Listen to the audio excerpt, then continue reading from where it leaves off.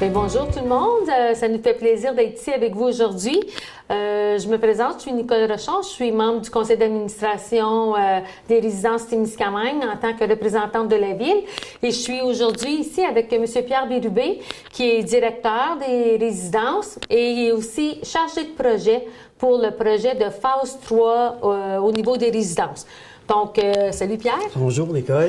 Bon, nous, on est ici aujourd'hui pour essayer d'informer la population davantage sur l'avancement de notre projet. Vous donner des statistiques, vous donner un petit peu plus d'informations et ensuite de ça, solliciter votre aide. C'est ça. Alors, bonjour tout le monde, ça nous fait plaisir d'être ici. Vous avez reçu tout récemment dans votre casier postal le dernier dépliant pour faire la promotion de notre phase 3. J'espère que vous l'avez reçu et surtout que vous l'avez lu et que vous avez hâte, comme nous, de participer à l'avancement de ce projet-là. Nous voulons, à Témiscamingue, nous donner une maison d'hébergement pour les personnes âgées. Je fais la différence avec logement et hébergement. Logement, vous êtes assez autonome, vous êtes indépendant, vous vivez dans un appartement de 1 ou 2 chambres à coucher, mais lorsque vous allez venir en hébergement, eh bien là, vous allez avoir droit à tous les services. Vos services de repas, d'hygiène personnelle, d'animation, d'accompagnement, de surveillance 24 heures sur 7, sur 16 jours par semaine, oui. De buanderie. La buanderie, l'entretien ménager de votre chambre, etc. Ça, c'est des services complets que vous n'avez pas lorsque vous vivez dans un logement. Donc, par contre, Pierre, la phase 3, ce n'est pas un endroit qu'on peut considérer comme un soin longue durée. C'est ça. Effectivement, c'est une grosse différence.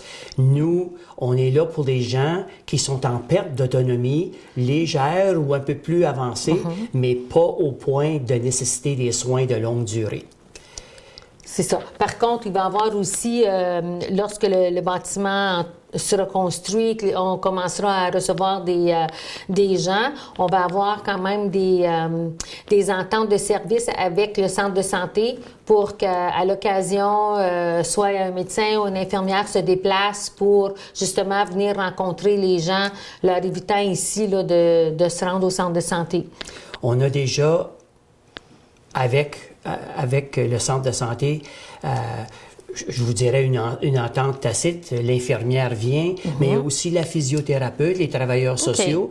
D'autant plus que tout le personnel d'Indépendance 65 qui vient faire le service d'hygiène, de service de buanderie, l'entretien ménager, la surveillance et médicaments, etc.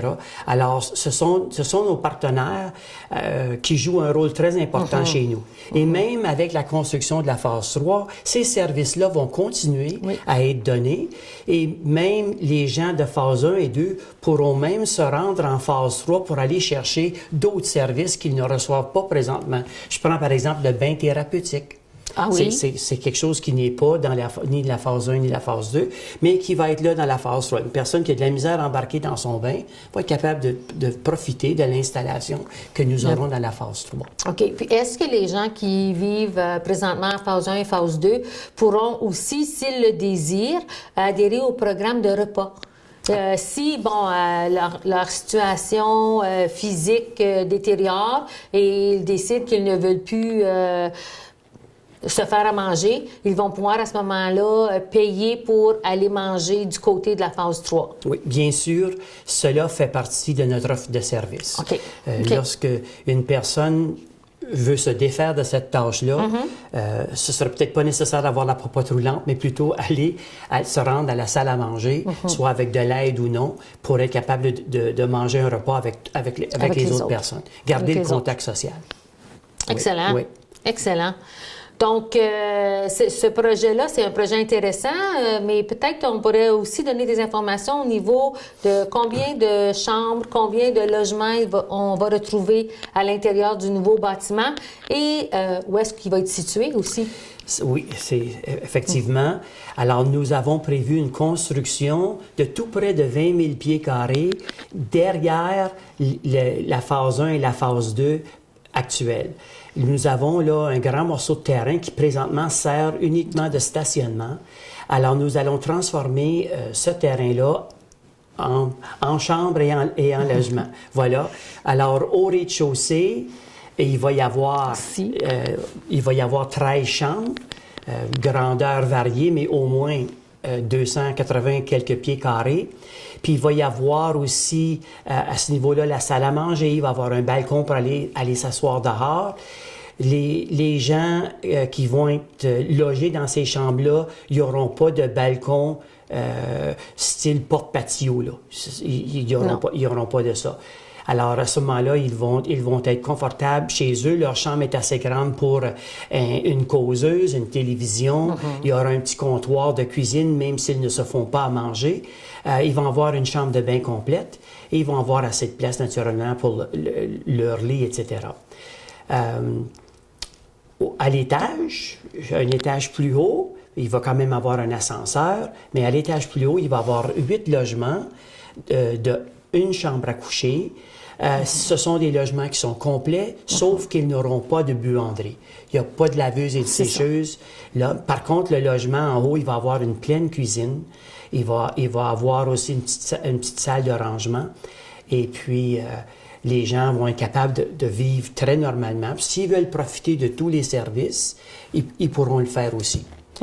Fait qu'eux autres aussi, l'ascenseur va se rendre jusqu'en haut et au bout de l'étage, faisant face au centre, au ruisseau Gordon, il va y avoir un solarium et aussi un balcon extérieur où ils pourront s'asseoir et profiter du plein air. Excellent. Et puis, au sous-sol, parce que le bâtiment aura quand même 3 étages. Au sous-sol, ça va être vraiment l'endroit pour tous les services. C'est ça. Alors, au sous-sol, il va y avoir la cuisine commerciale avec un chose sèche, une réserve à sèche. Oui. Et il va y avoir un congélateur, un réfrigérateur. Il va y avoir 2 petites buanderies où on va laver le linge. Il y a aussi, naturellement, une salle d'entrée d'eau et le contrôle des gicleurs. Il va y avoir aussi une salle électrique, une salle pour les réservoirs d'eau chaude. Il va y avoir un genre de casier pour chacune des chambres. Puis, en même temps, il va y avoir un espace pour recevoir les quadriporteurs, ce que vous appelez un scooter. On ne peut pas les laisser dans les corridors. Alors, à ce moment-là, ils vont avoir un local spécialisé au sous-sol. Et bien sûr, il y aura un atelier où on pourra conserver tout le bric-à-brac et les outils, tout ce qu'on a besoin pour être capable de faire l'entretien de la bâtisse. Tout à fait. Et qu'est-ce qui va devenir du terrain de stationnement qui est là présentement? Il va peut pas disparaître complètement parce qu'on a quand même des gens qui ont des voitures? Oui. Alors, nous avons prévu transférer le stationnement derrière de la bâtisse. Il va venir en avant. Donc, présentement, vous voyez un grand lopin de gazon, toujours vert, mais pas nécessairement du gazon. Mais on va transposer là un très grand stationnement pour nos résidents de la phase 2 qui n'ont besoin d'un. Puis, il y aura aussi quelques places de plus pour les gens de la phase 3. Excellent, excellent. Maintenant, on peut parler de financement parce qu'un tel projet, ça se fait pas en un clin d'œil. Hein? Premièrement, ça coûte des sous. On doit quand même avoir un estimé. On a un estimé justement là, de combien ça va coûter pour la construction du bâtiment et de quelle façon nous allons s'y prendre pour le financer. Oui. Alors, présentement, nous projetons une construction de 3 620 000 pieds carrés, 3 620 000 $. Et là-dessus, il y a à peu près 180 000 $ qu'on a besoin en coût pré-construction. Donc, ça veut dire à peu près 3 800 000 $. Et on sait qu'avec la Société canadienne d'hypothèques et de logement, on peut emprunter un maximum de 3 millions. Donc, vous nous venez venir, il faut qu'on aille ramasser localement, régionalement aussi, si vous voulez, une somme de 800 000 $. C'est très important d'avoir la présence, l'implication du milieu pour être capable de recevoir notre prêt, la Société canadienne d'hypothèques et de logement. C'est une société fédérale. En bout de ligne, elle est avantageuse pour nous à Témiscamingue. Alors, on veut vraiment là, profiter de cette offre-là. Notre groupe de ressources techniques travaille avec nous là-dessus. C'est eux autres, justement, qui s'occupent de toutes les technicalités. Alors, nous aussi, c'est un service, si vous voulez, pré-construction. Ce sont des coûts comme ça, là, entre arpenteur géomètre ou encore notaire, des études de sol. Ce sont tous des coûts pré-construction qu'on ne peut pas rattacher directement au prêt. Alors, en allant chercher un 180 000, 200 000 pièces de plus, on va être capable de s'assurer de payer ces frais-là. Parce qu'il faut, vous compreniez, que les résidences Témiscamingue, c'est un organisme à but non lucratif. C'est un organisme qui ne fait pas de profit, donc qui n'a pas de réserve cachée pour des projets comme ça. Alors, il faut se débrouiller par nous-mêmes et, naturellement, on compte beaucoup sur vous pour être capable d'y arriver. Donc, 800 000 M. Bérubé, c'est pas quelque chose là, qu'on s'attend là, que les citoyens de Témiscamingue-Kippawa vont sortir leur portefeuille, nous donner 800 000 juste comme ça. C'est quand même un gros montant. C'est sûr que quand c'est un projet d'envergure de ce genre-là et d'importance, comme ce projet-là est important pour notre secteur, donc, nous avons quand même des partenaires financiers. Nous en avons qui sont confirmés. Nous en avons d'autres qui restent à confirmer. Donc, aujourd'hui, ça nous fait plaisir de vous annoncer les contributions qui sont confirmées, venant ainsi réduire le 800 000 dont on doit ramasser. Donc, la Ville de Témiscamingue a décidé de participer au projet à la hauteur de 200 000 $. Nous en sommes très reconnaissants. La MRC de Témiscamingue aussi, nous ont dit qu'ils mettraient le même montant. Nous avons aussi la Caisse des jardins du Témiscamingue qui nous a dit qu'il nous aiderait. Le montant est à confirmer. Par contre, on s'attend là, à quand même un bon montant de la Caisse des jardins. Nous avons, il y a la municipalité de Kippawa qui est prête à s'impliquer aussi. Encore là, le montant, est-ce qu'il est confirmé? Le montant n'est pas confirmé. On va vous revenir avec ça. Nous avons la Fondation des auxiliaires de Témiscamingue qui a confirmé sa participation pour un 50 000 $. Ce 50 000 $-là, on se souviendra qu'il avait été ramassé en 2008-2009, justement pour avoir un fonds de démarrage lors d'un projet de construction de résidence pour personnes âgées. Donc, ce montant-là est confirmé et c'est un peu avec ce montant-là que nous avons quand même commencé là, à investir des sommes justement pour certains travaux là, de préparation là, avant la construction. Nous avons aussi le Club Richelieu qui nous a confirmé qu'il nous donnait 5 000 $. Nous allons approcher Rayonier Advanced Materials pour un don aussi, donc on n'a pas de montant à vous confirmer. Donc, ceci étant dit, en tout et partout, il nous manque environ 100 000 $ qu'on doit effectivement ramasser dans la communauté. Les groupes comme les Lions, le Club d'Arche d'Or, le Club... la Catholic Women's League, ce sont des mouvements qui se sont engagés à nous aider à prélever les fonds. Donc, lorsque vous verrez des publicités au sujet de levée de fonds, un souper, un ci ou un ça, on va vous encourager fortement d'aller les aider parce que ça va être pour nous, pour notre projet en bout de ligne. Excellent. Donc, c'est ça, la campagne de financement est officiellement lancée. Nous avons aussi l'opportunité de travailler avec la Fondation des auxiliaires de Témiscamingue parce que quand les gens vont nous faire un don, c'est sûr que vous allez recevoir un reçu pour vos impôts. Donc, c'est toujours ça fait toujours plaisir lorsqu'on peut, quand on fait notre rapport d'impôt, là, on met notre reçu d'impôt parce qu'on a fait un don, puis on donne moins d'argent comme ça au gouvernement. Ça nous fait toujours un petit velours. Puis nous, c'est sûr que ça va nous aider grandement. Donc, est-ce qu'on va vous revenir avec l'annonce de certains donateurs qui se sont déjà manifestés aussi. Moi, j'aimerais vous parler un peu de la démographie. Qu'est-ce que notre population va avoir l'air dans les quelques années? Juste En 2016, par exemple, il y avait 410 personnes à Témiscamingue et environ qui avaient 65 ans et plus. Et sur ces 410-là, il y en avait 160 qui avaient au moins 75 ans. En 2031, il va y avoir 655 personnes de 65 ans et plus, et la moitié, 300 personnes, vont avoir 75 ans et plus. Alors, comme vous voyez, notre projet s'inscrit bien dans cette demande-là, parce qu'on sait que c'est pas tout le monde qui va avoir besoin de l'hébergement, mais au moins, on aura une place pour garder ces gens-là dans notre milieu, pour pas les forcer à s'exiler ailleurs. D'ailleurs, ça m'amène à vous dire pourquoi on a choisi l'emplacement actuel qui est derrière les résidences. Premier point de vue, vous allez vous dire, bien, il n'y a pas grand-chose à voir, mais les personnes âgées, en général, ne s'assoient pas devant une fenêtre et attendent que la vie passe. Elles sont occupées, elles se déplacent.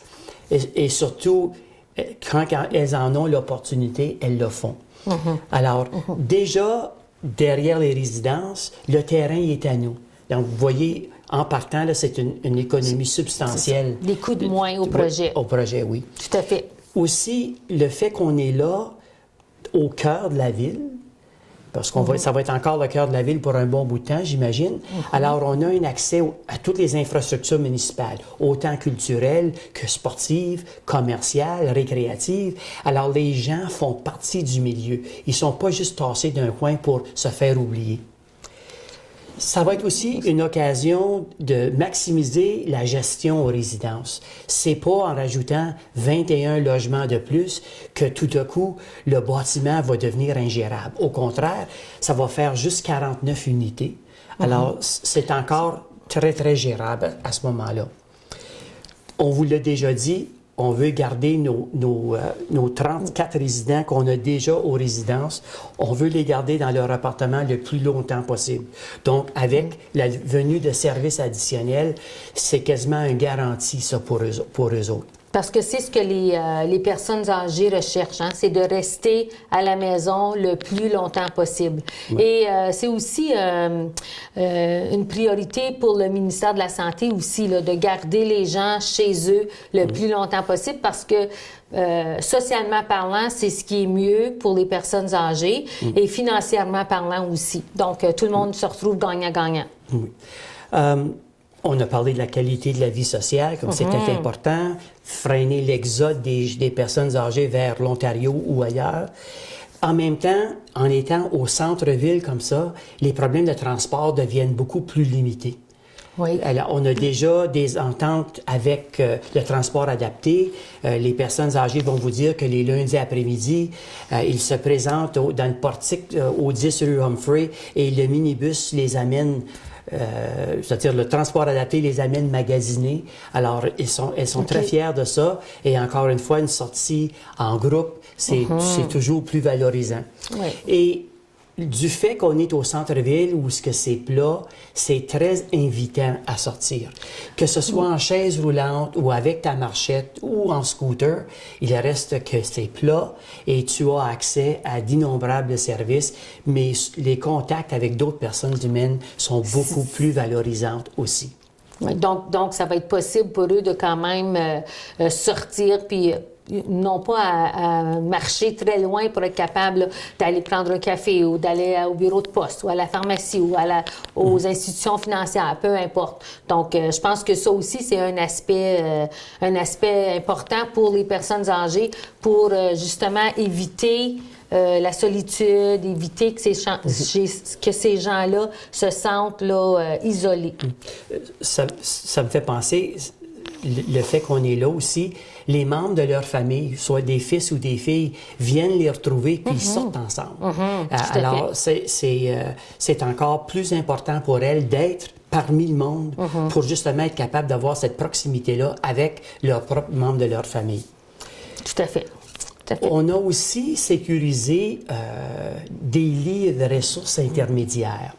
On avait déjà de ça à Témiscamingue il y a déjà 5-6 ans au moins. Oui. Depuis ce temps-là, il n'y en a pas eu.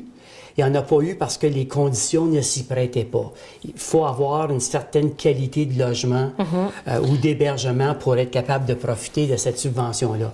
Alors nous, en offrant le service que l'on désire offrir aux gens de Témiscamingue et environ, l'hôpital général, le 6 Abitibi-Témiscamingue, s'est engagé par écrit à financer 5 de ces lits-là. Et ça va nous donner un revenu annuel de 150 000 $. Alors, c'est déjà très encourageant. Ça nous garantit qu'on va avoir 5 lits occupés. Et ça va être bon, le revenu va être bon pour toute la bâtisse. On va être capable de tous en profiter. Ça va nous permettre d'offrir des services à tout le monde avec une partie de ces sommes-là qui nous sont garanties par le CISAT. Oui, parce qu'on veut aussi donner un service d'animation. Oui. Et on veut pas que tu restes assis dans ta chambre à rien faire. On aime ça, de te voir bouger ou être en compagnie d'autres. Justement, Mme Nicole, on vient de commencer aux résidences, tous les mardis après-midi, un yoga. Oh, c'est OK. Je vous dirais, là, le nom scientifique, c'est peut-être yoga, mais pratiquement pratique, là, c'est de l'exercice. Assis sur une chaise, avec une animatrice, ça dure 1 heure de temps. Au début, on avait 4-5 personnes. Ils ont dit « Oh, Pierre, je vais embarquer sur la liste. » Mais hier, on était près d'une dizaine. Ah, c'est bon. Puis, il y en avait d'autres qui étaient observatrices. Okay. Alors, j'ai l'impression que mardi prochain, le cercle va être beaucoup plus grand. Ben, c'est bon. C'est le genre de service qui est donné bénévolement, sans frais aux résidents et aux résidences en même temps, puis qui fait que la qualité de vie, c'est quelque chose de très bien chez nous. Puis, juste, même si c'est du yoga où les gens ne bougent pas nécessairement rapidement, mais c'est correct, ça fait quand même circuler la circulation dans notre système et puis ça garde nos muscles en forme. Je pense que c'est une excellente idée. Oui. Il n'y a pas d'âge à ça, hein, chez nous. J'ai des gens... Il y a une madame hier là, qui a 90 ans et plus. Là. Alors, il y en avait d'autres qui sont dans les 80, mais peu importe l'âge, les gens apprécient beaucoup cette chose-là. On a aussi des activités comme le centre de jour. Ça, c'est le mercredi matin, un groupe. Puis en mercredi après-midi, il y en a un autre groupe. C'est mélangé, français et anglais, mais tout le monde s'entend bien. Alors, encore une fois, c'est ce qui fait que la vie aux résidences, c'est agréable, c'est social et tout le monde trouve son jeu. Si tu n'aimes pas ça, tu peux rester chez vous ou tu peux venir observer, mais on t'encourage beaucoup de participer. Les opportunités sont là, les gens choisissent s'ils veulent participer ou non. Oui. Bon, c'est excellent. Donc, un dernier petit point avant de terminer. Ça va coûter combien rester là, M. Pierre? Ouf, oui, ça, effectivement, c'est vraiment très important. Mettons un appartement, c'est environ 600 quelques pieds carrés. Pour une personne seule, dans un appartement avec tous les services, on parle de 2100 $ par mois. Si vous avez 70 ans et plus, vous allez avoir un crédit d'impôt d'à peu près 650 $.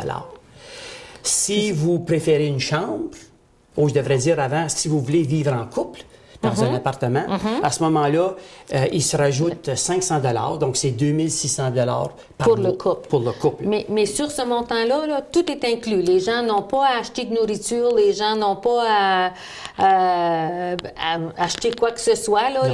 Tous les services sont là, le lavage est fait, l'entretien ménager est fait, ils sont nourris 3 fois par jour, il y a de l'animation.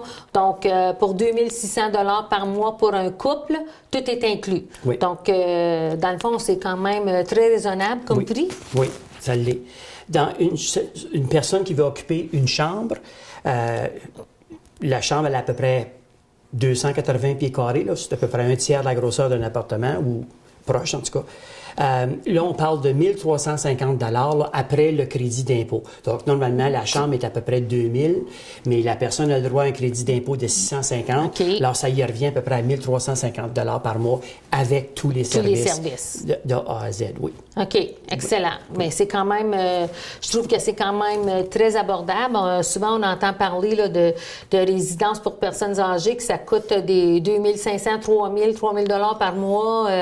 Donc, à 2 000 par mois, c'est quand même très raisonnable comme tarif. Là. Vous n'avez rien qu'à vous comparer avec North Bay.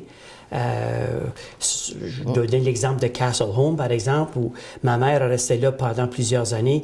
2 personnes dans une chambre payaient à peu près 17 à 1800 pièces par mois. Puis il y était 2 personnes dans une chambre, qui est beaucoup plus petite, qui était beaucoup plus petite que celle que nous allons offrir. Fait que c'est beau. Notre tarif il est quand même très, très raisonnable. Très raisonnable. Oui, oui. Parfait. Excellent. Donc, on va terminer sur des bonnes nouvelles. Oui. Oui. Nous avons quand même lancé officiellement, on lance notre campagne de financement aujourd'hui, mais ça fait quand même quelques temps qu'on en parle. Et la semaine dernière, nous avons eu notre tout premier don d'un particulier, un don en argent. Il s'agit de M. Léo et Mme Patty Dorval, qui demeurent aux résidences présentement. Nous ont fait un don de 500 $. Première mise de fonds envers notre 100 000 là, environ 100 000 qu'on doit aller chercher dans la communauté. Donc, merci beaucoup, M. et Mme Dorval, c'est super apprécié. Et depuis, nous en avons eu d'autres. Donc, ça me fait plaisir de vous les énumérer. Nous avons Paul et Anne Bérubé de Kippawa qui nous ont donné 1 000 $. Nous avons aussi M. Pierre Bérubé qui croit dans le projet, effectivement, qui nous donne 2 000 $. Nous avons aussi reçu un don in memoriam, là, donc à la mémoire de Roger et Emilda Bérubé pour un autre 1 000 $. Donc, déjà, notre campagne de financement s'annonce haut en couleur et ces gens-là vont tous recevoir un reçu d'impôt. Donc, on vous invite aussi à participer à notre projet communautaire pour finalement se doter d'une résidence pour personnes âgées qui va nous permettre là, de garder nos aînés chez nous, avec leur famille, dans leur communauté. Je pense que c'est pas quand on est rendu avancé en âge comme ça que ça nous tente nécessairement de quitter notre milieu là où ça fait des années que l'on vit, on a nos amis, on a nos familles. Donc, on compte sur votre participation. N'oubliez pas que quand vous faites un don à notre projet, vous allez avoir un reçu d'impôt. Donc, c'est la Fondation des auxiliaires qui s'occupe de cet aspect-là du projet. Donc, on vous invite, là, si le cœur vous en dit, de nous faire parvenir un don au nom de la Fondation des auxiliaires au casier postal 415, ici à Témiscamingue, le JOZ 3R0. Donc, ça va nous faire un grand plaisir et de façon régulière, on va faire connaître la liste là, des gens qui nous ont fait des dons. Et effectivement aussi, à l'intérieur du bâtiment, nous allons avoir aussi là, un mur de reconnaissance là, indiquant là, les donateurs, les gens qui ont participé financièrement là, à la réalisation du projet. Ça fait le tour? C'est beau, oui. Je pense que c'est assez clair. Je pense que oui. Si jamais vous avez des questions, vous voulez plus d'informations, on vous invite à appeler M. Bérubé au 819-627-6393. M.